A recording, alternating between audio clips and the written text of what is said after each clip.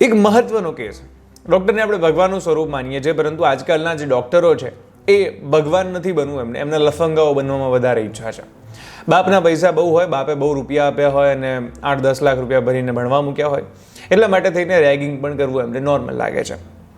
અમદાવાદની LG medical college, હાલમાં કહીએ તો નરેન્દ્ર મોદી મેડિકલ કોલેજ, નરેન્દ્ર મોદીના નામને પણ શરમાવે એવું કામ એમણે કર્યું છે.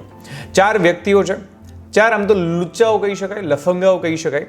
વ્રજ વાઘાણી, શિવાની પટેલ, કરણ પરેજિયા અને અનેરી નાયક. 2 મહિલાઓ છે અને 2 પુરુષો છે. હવે આ 4 વ્યક્તિઓના નામની આગળ ડૉક્ટર લગાવવા જેવી કોઈ ખાસ એમણે કામ કર્યું નથી.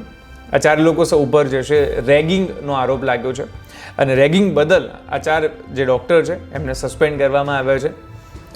જુનિયરને એક પ્રિસ્ક્રિપ્શન 500 વાર લખાવતા, 1 સપ્તાહ અઠવાડિયા સુધી તમારે નાહવાનું નહીં એવી સજા આપવામાં આવતી, ગાળો આપતા, બેફામ શબ્દો આપતા અને આખો દિવસ એવી ડ્યુટી આપે કે જુનિયર હેરાન થઈ જાય, સતત ઉજાગરા કરાવે.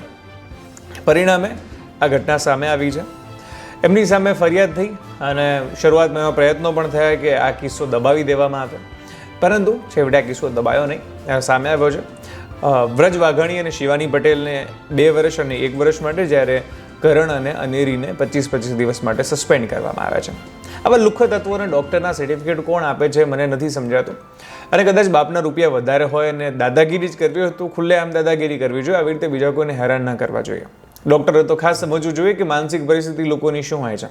જે જુનિયર ડૉક્ટરો છે એમાંથી કેટલાય લોકો પોતાના મા બાપના સપના પૂરા કરવા માટે થઈને આવ્યા હોય છે, પણ આ વ્રજ, શિવાની અને કરણ, અનેરી જેવા લુખ્ખાઓ જે હોય છે એમને પોતાની જાતને કંઈક અલગ જ ધારી બેસે છે.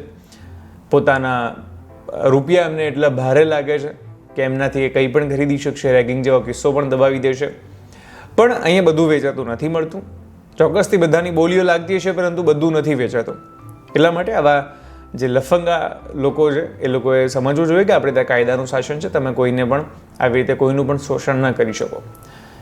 એમને ખ્યાલ નથી કે આ તો હજુ ઇન્ડિયા છે, અહીંયા ચાલે છે બધું. કદાચ વિદેશમાં કોઈ જગ્યા હોત ને આવું કંઈ થયું હોત તો જેલના સળિયા ગણતા હોય, ડૉક્ટરી ભૂલી જવી પડત અને બીજું ઘણું બધું થાત.